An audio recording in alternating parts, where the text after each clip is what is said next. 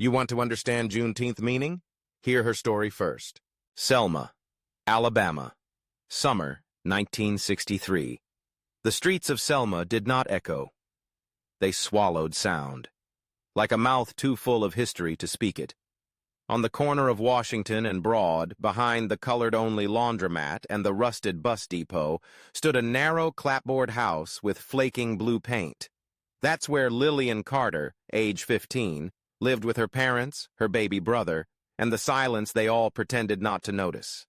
Her father, Reverend Elijah Carter, was a preacher at the Mount Hope Baptist Church, known for his fire on Sunday mornings and his caution every other day. Her mother, Miss Eloise, was a nurse, though the white folks she worked for called her maid and never learned her full name. And Lillian was the voice in the family no one asked for.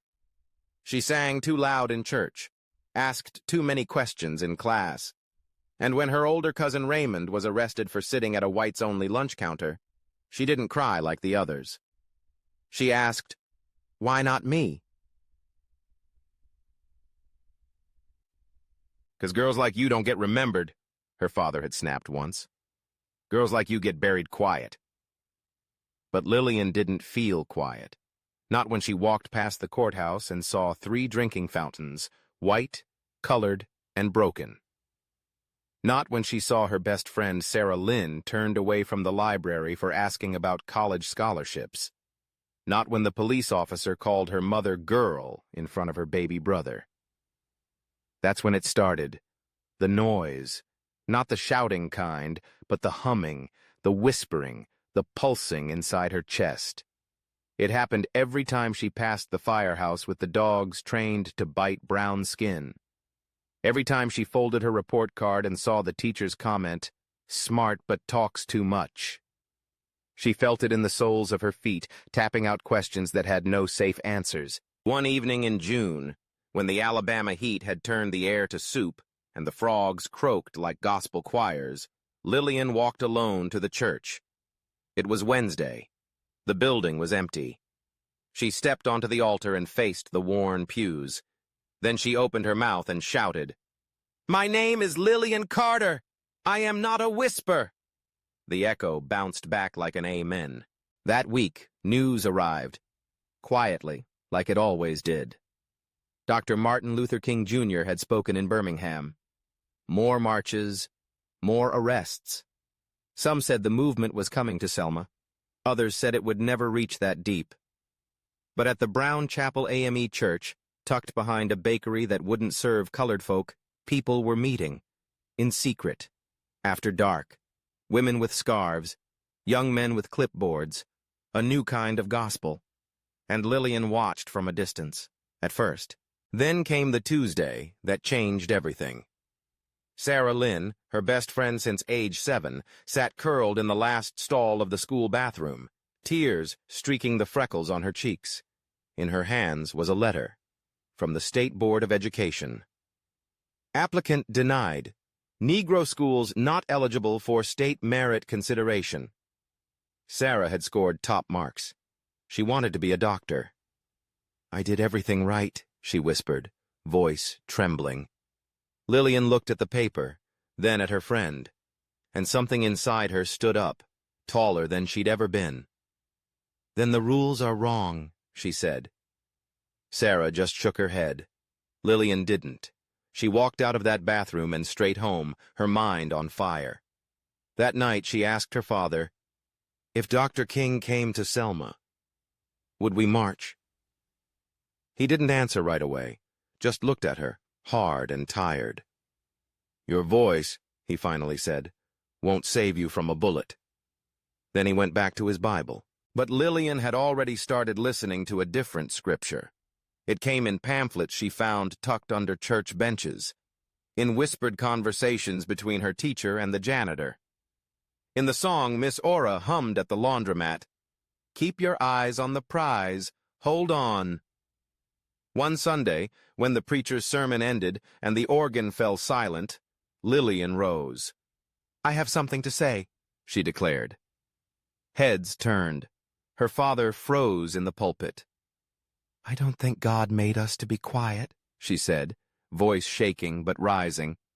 "And I don't think he gave me a voice so I could keep it locked up." A hush, then a cough, then silence. Her father stepped down from the pulpit and took her arm, not roughly, but with weight. He walked her out the side door, away from the stairs. "You think this is a game?" he hissed. "You want to be a martyr at 15? You want your name carved on a stone?" "I want my name to matter," she replied. He slapped her. Not hard, but enough. That night, Lillian did not cry. She sat under the stars, next to the rain barrel, and whispered to herself, "If they won't give me room, I'll take it. If they won't hear me, I'll sing louder. If they erase me, I'll write myself again." She looked up at the sky and thought of Rosa Parks, of Claudette Colvin, of Medgar Evers, and she promised herself, "My name will not be buried in silence." 3 weeks later, someone knocked on the back door. It was a man in a blue shirt with wire-rimmed glasses. He introduced himself as John Lewis, from the Student Nonviolent Coordinating Committee. He was gathering names, volunteers, voices. "I'm not old enough to vote," Lillian said. "That's okay," he smiled. "You're old enough to walk." And just like that, her journey began. By the fall of 1964, Selma no longer slept easy. The air had changed, thicker, tense, like it was holding its breath. People still walked slow, still crossed the street when a police cruiser crawled past. But now they also whispered more, gathered more, dared more, because the movement had come. Lillian Carter, once a girl who sang too loudly in the back of church, now sat cross-legged on the floor of Brown Chapel AME, scribbling voter registration lines into a notebook like they were spells. Her name was still too young for the ballot, but her feet weren't too young for the pavement. Her voice wasn't too soft for the square, and her hands weren't too small to carry the weight of history. By day, she went to school, where the principal warned students not to get involved in outside agitator activities. By night, she practiced chants in basements and learned how to shield her face from tear gas using a soaked rag and vinegar. They trained her to sing louder when they pushed, to kneel when they kicked, to march when they said no. Her father stopped speaking to her, not out of hate, out of fear. He watched the news. He saw the bombings, the lynchings, the funerals held in rooms no bigger than a living room. "You keep running toward the fire, baby," he finally told her one night, "and you'll forget what your own skin feels like." But Lillian knew. She had felt fire long before it made headlines. She had felt it in the coldness of her teacher's praise, in the way store clerks pretended not to see her mother's hands, in the silence of the sidewalk when Sarah Lynn's father lost his job for speaking too plainly. Fire wasn't new, but now, finally, someone had named it. January 1965. The first mass arrests came. Senec volunteers and local students lined the courthouse steps, demanding the right to register. Lillian was among them, holding hands with Sarah Lynn, who had finally decided silence was a worse bruise than shame. They sang, we shall not be moved," until the troopers came with their batons. They didn't need names to swing. In jail, Lillian learned how deep the silence could go. No phone calls, no light, no bed. Just the cold concrete floor and a white woman's voice sneering through the bars. "You want freedom? You already got it. You free to rot in there." But when the lights finally flickered back on, when the metal door clanked open 3 days later, Lillian stood taller. "I'm still here," she said. And the other girls clapped. Not loud, but loud enough. March 7th, 1965, Sunday. They called it the Selma to Montgomery March. But no one knew then what name history would carve for it. Lillian woke before dawn, dressed in her church blouse and long cotton skirt, tied a red bandana around her braids. She kissed her baby brother's forehead, whispered a prayer at her mother's photo, and slipped out the door before the streetlights blinked off. At Brown Chapel, over 600 people stood shoulder to shoulder. Men, women, teenagers, children, ministers, maids, janitors, students. They didn't carry weapons. They carried song. At the front stood John Lewis and Hosea Williams. But somewhere in the middle, holding a small tambourine and clutching Sarah Lynn's hand, stood Lillian. Her hands were shaking. "I'm scared," she whispered. Sarah looked at her and replied, "Then we walk scared. But we still walk." They marched, feet scraping asphalt, hearts pounding louder than their hymn. They reached the foot of the Edmund Pettus Bridge, a steel beast of a thing, gray, rusted, stretching across the Alabama River like a test no one had studied for. And waiting on the other side, troopers, mounted officers, tear gas, clubs, helmeted men who'd been told, "Keep them down." Lillian's breath caught. The tambourine in her hand felt heavy, but she stepped forward. One step, another, until the sky broke. The first scream didn't come from her, but the second did. A club caught Sarah Lynn across the shoulder. Lillian turned and caught a gloved fist to her jaw. Blood burst from her lip. Her knees hit the pavement, and in that instant something fractured, but not her spirit. She looked up, face to the sun, and saw it. A camera, a stranger's lens, and in her bloodied voice she sang, "Ain't gonna let nobody turn me around." The tear gas clouded the world. The horses charged. People fell like rain. But Lillian didn't stop. She crawled. She stood. She sang. Until arms dragged her from the street and laid her under the shadow of the bridge. That night, the image was everywhere. A photograph of a girl. Brown skin, busted lip, eyes wide, mouth open in song. It printed in New York, Chicago, D.C. And for the first time, the world didn't just read about Selma. They saw it. They saw her. Lillian spent 2 nights in a makeshift clinic, too sore to move. Her father sat beside her in silence, holding her hand as though trying to remember how small it had once been. "You still think your voice won't save you?" she rasped.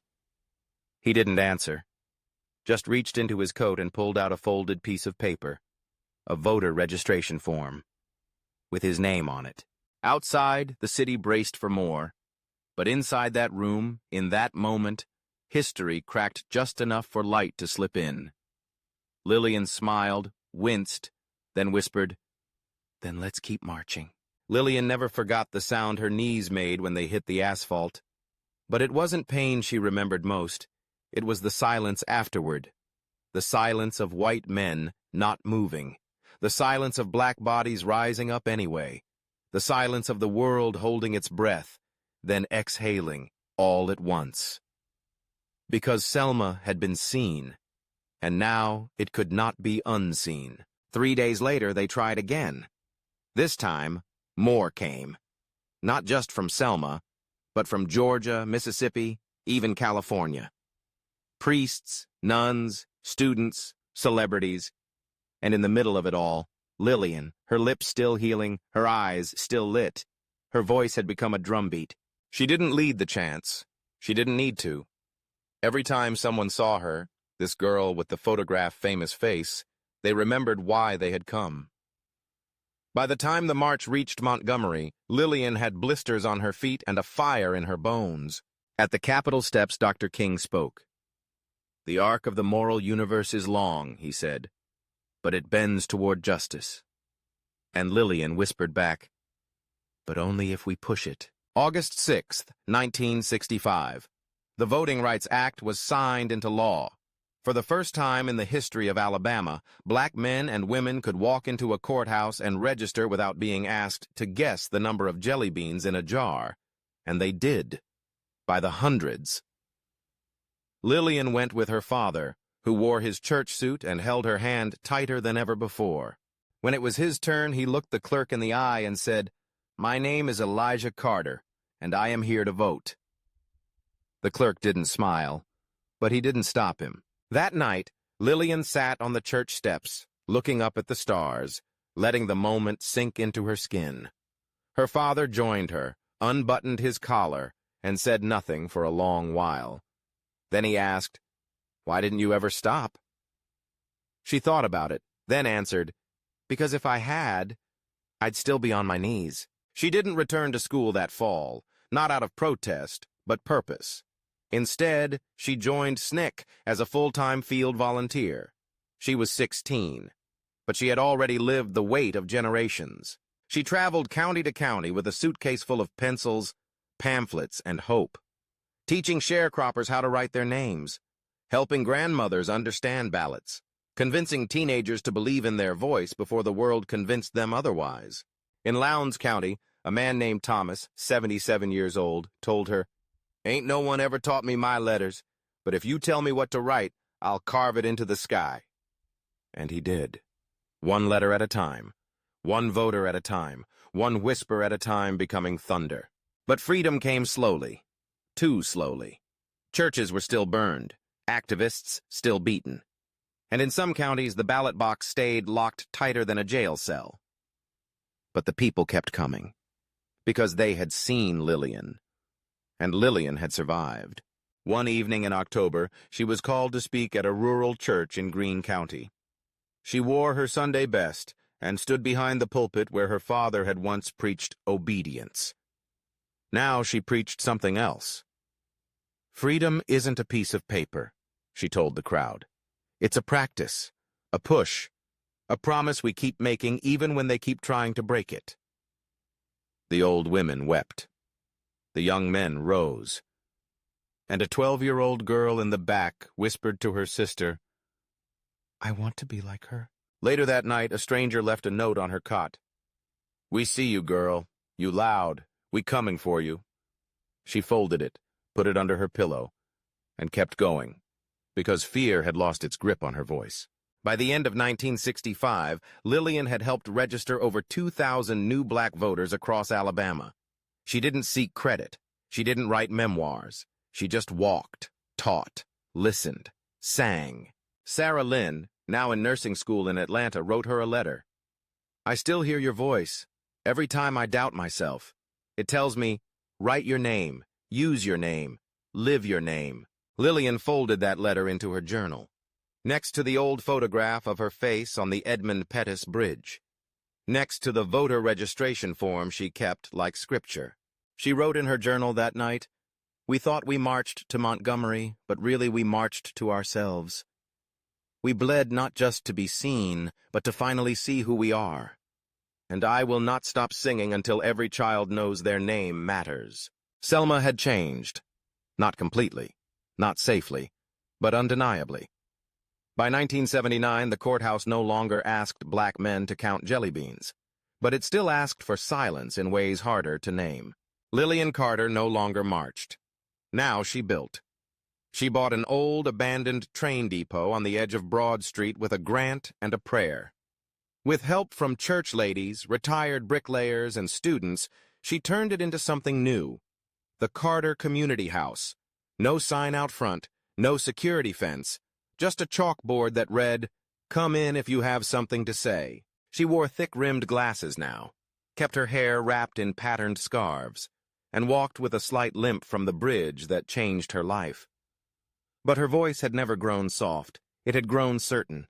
She taught GED classes in the mornings, sewing in the afternoons, and poetry by candlelight for children who had never heard their names spoken with love.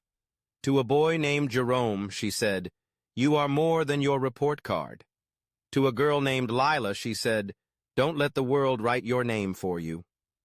To all of them, she said, "Your voice matters, even if they flinch when you use it." People began calling her Miss Lillian, not out of pity, but out of reverence. Elected officials came to shake her hand. Professors asked her to speak at universities.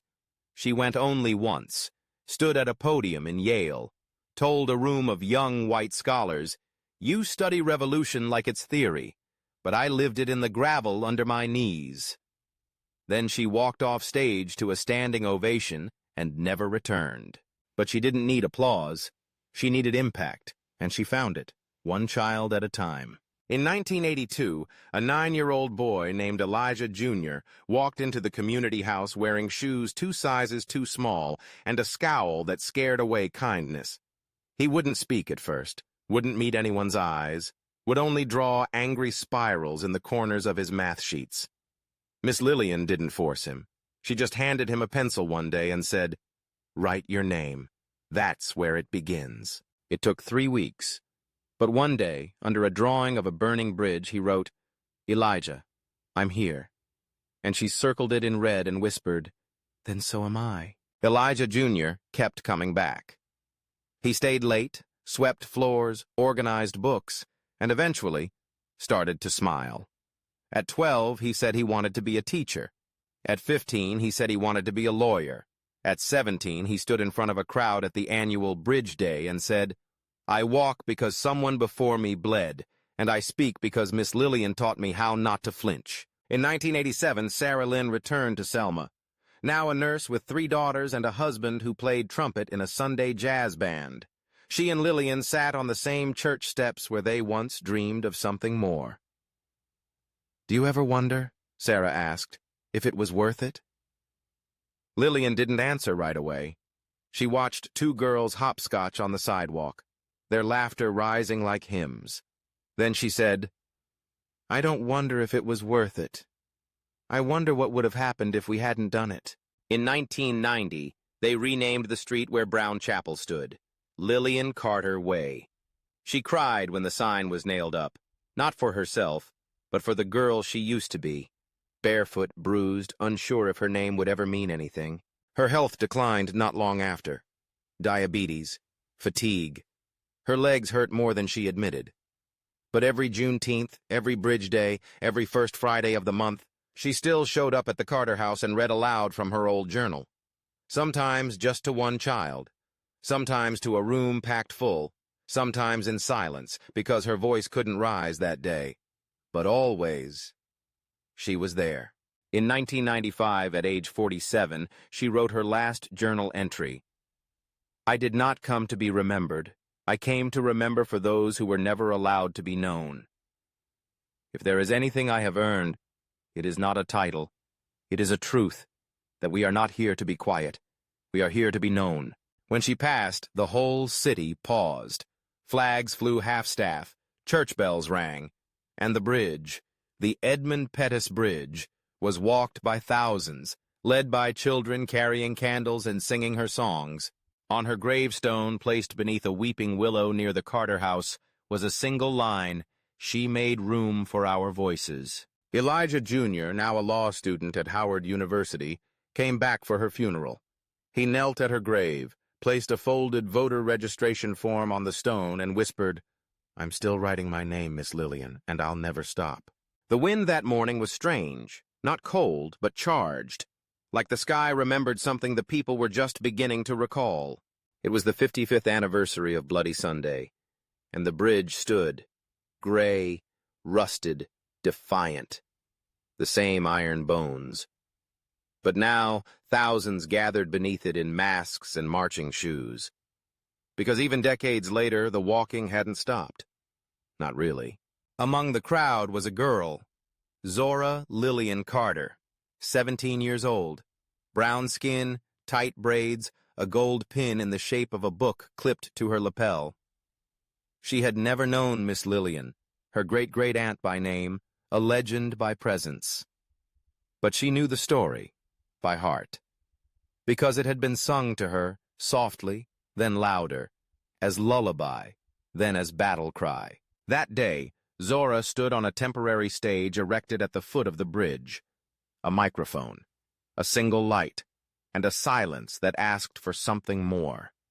She looked out over the crowd, veterans of the movement, young activists, teachers, mothers, journalists, skeptics. And she began, "My name is Zora Lillian Carter. I was named for 2 women who wrote themselves into history." She paused, not for effect, but for breath. "I never met Miss Lillian, but I have walked the sidewalk she bled on. I have sat in the community center she built.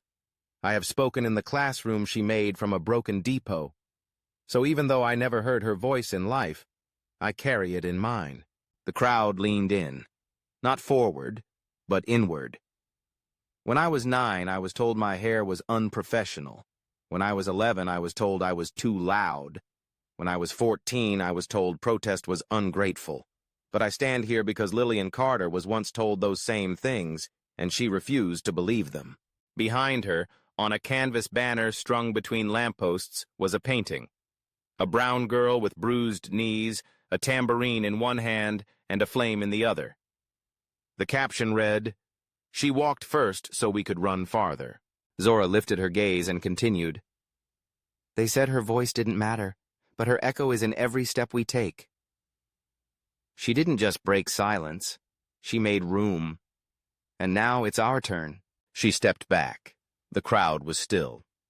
Until an elder woman, nearly blind, cane in hand, shouted from the front, "Sing it, baby." So Zora did. "Ain't gonna let nobody turn me around."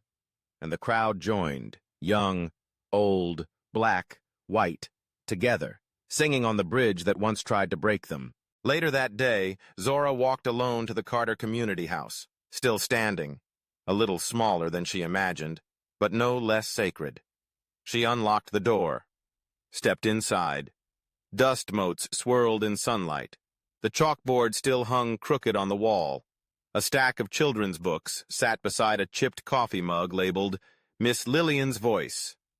Zora sat on the floor, opened her notebook, and wrote, "They said her voice didn't matter, so she built a world where mine does." She folded the page, placed it in the old mug, and whispered, "We're still walking." That summer, protests swept across the country. George Floyd, Breonna Taylor. Voices raised, tears spilled, feet marching, and Zora marched too. She held a sign that read, "We are not new, we are next." In interviews, she was asked, "Why do you march? What do you want? Do you really believe change is possible?" She answered the same way each time, "I'm not marching alone. Miss Lillian walks with me." In 2021, on what would have been Lillian Carter's 73rd birthday, the Selma Public Library unveiled a new wing, the Lillian Carter Room for Story and Song. Painted above the entrance were her own words carved in brass. "We are not here to be quiet. We are here to be known." Inside the room, a display case held 5 items. 1, a folded voter registration form. 2, a tambourine with dried blood on its rim. 3, a handwritten journal open to a page that read, "Write your name. That's where it begins." 4, the photograph taken on the bridge. 5, a child's letter penned in purple crayon. "Dear Miss Lillian, I found my voice because of you." And every March, on the anniversary of Bloody Sunday, children visit the bridge. Some wear red scarves. Some carry candles. All of them sing, not for show, but for memory, for promise. Because the road beyond the bridge is still being walked, because Miss Lillian's voice was never buried, it was planted. And in every child who dares to speak, it blooms again.